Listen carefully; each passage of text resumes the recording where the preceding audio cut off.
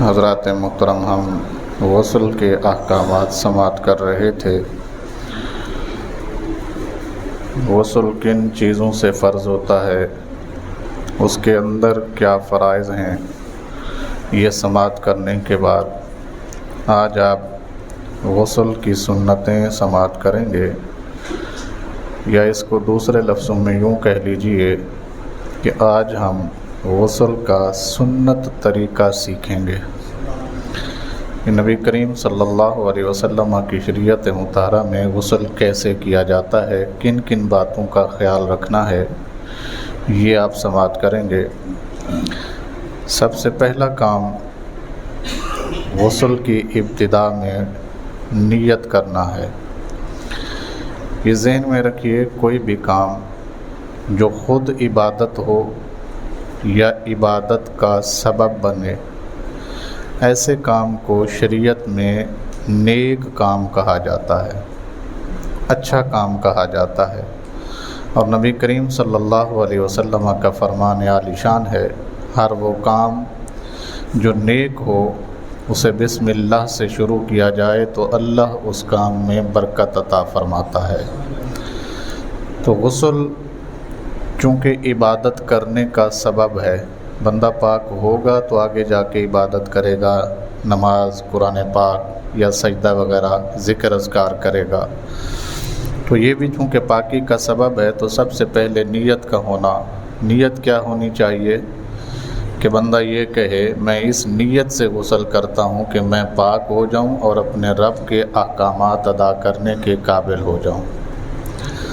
اس کے ساتھ پھر دوسرے نمبر پر شروع کرنے کے لیے بسم اللہ الرحمن الرحیم پڑھنا، اور تیسرے نمبر پر دونوں ہاتھوں کو کلائیوں تک دھو لینا۔ کلائی اسے کہتے ہیں کیونکہ ہاتھ جو ہیں یہ جسم کو پاک کرنے کے لیے بطور آلہ کام کرتے ہیں۔ اگر یہ پاک ہوں گے تو کسی جگہ کو جا کر یہ کیا کریں گے، پاک کریں گے۔ اگر یہ خود ہی ناپاک ہوئے تو پھر دوسری جگہ کو بھی جا کے کیا کریں گے، ناپاک کریں گے، اسے پاک نہیں کر پائیں گے۔ اگر کہیں نجاست لگی ہوئی ہے، نجاست سے مراد یہ ہے کہ کہیں میاں بیوی نے ہم بستری کی ہے، ظاہری بات ہے اگر قطرات منی انسان کے ساتھ لگے ہیں یا اعلی تناسل کو اس نے ابھی تک نہیں دھویا تو پہلے اسے دور کر لینا یہ ضروری ہے۔ اسی طرح استنجا بھی کر لینا تاکہ یہ نجاست جتنی بھی ہے یہ کیا ہو جائے، صاف ہو جائے۔ شرمگاہ کو دھو لینا، استنجا کر لینا، یہ بھی رسول کریم صلی اللہ علیہ وسلم کی سنت ہے۔ اور پھر جب یہ کام کر لیا ہے تو اس کے بعد ایسے ہی وضو کرنا جیسے نماز کے لیے وضو کیا جاتا ہے۔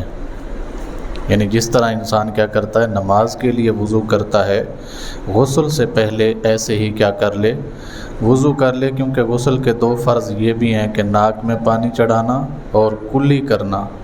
تو جب وضو کرے گا تو یہ فرض بھی ادا ہو جائیں گے، اور اس کے باقی جو وضو والے اعضاء ہیں جن کے بارے میں رسول کریم صلی اللہ علیہ وسلم نے فرمایا تھا، بروز قیامت میری امت کی پہچان یہ ہوگی کہ ان کے اعضاء وضو چمکدار ہوں گے۔ کیسے چمکتے ہوں گے؟ فرمایا ایسے ہی جیسے 14ویں کا چاند چمکتا ہے، ان کے اعضاء ایسے چمکیں گے۔ تو وضو کر لینا چاہیے۔ پھر 3 بار اپنے جسم پر پانی بہانا ہے۔ اگر انسان پانی جمع کر چکا ہے پہلے، یا جس طرح آج کل ہمارے ہاں شاور وغیرہ لگے ہوتے ہیں واش روم میں، اس طرح کا پانی ہے۔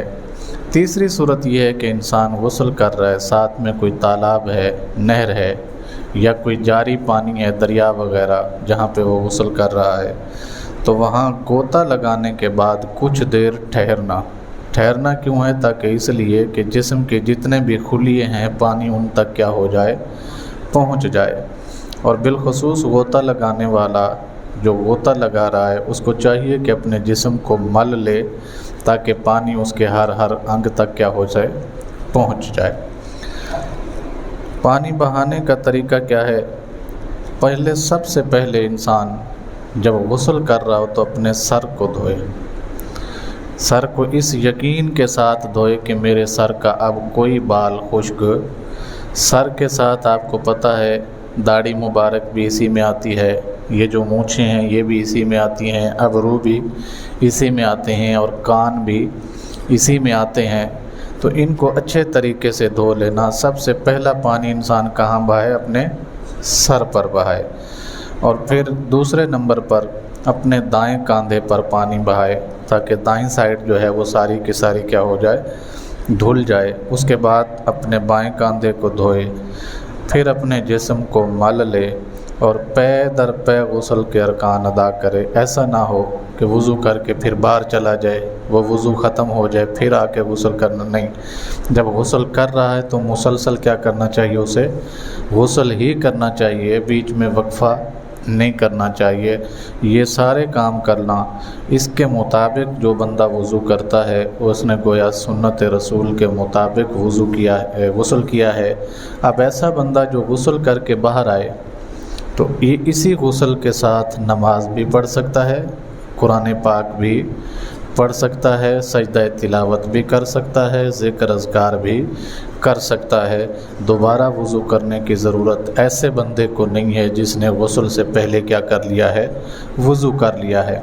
अलबत्ता जिस बंदे ने गुस्ल से पहले वज़ू नहीं किया, जिस तरह आम रूटीन में हम करते हैं गर्मियों में, कि गर्मी लगी हुई है, जल्दी जल्दी टूटी के नीचे गए और अपने जिस्म पर पानी बहा लिया, तो चूँकि हमने गुस्ल के अहकामात पूरे अदा नहीं किए, सिर्फ़ जिस्म को सुकून देने के लिए अपने ऊपर पानी बहाया है, तो लिहाजा इस गुस्ल के साथ हम नमाज भी नहीं पढ़ सकते, कुरान पाक भी नहीं पढ़ सकते, और जो ज़िक्र अज़कार हैं जिनको देख कर पढ़ना होता है वो भी हम नहीं अदा कर सकते।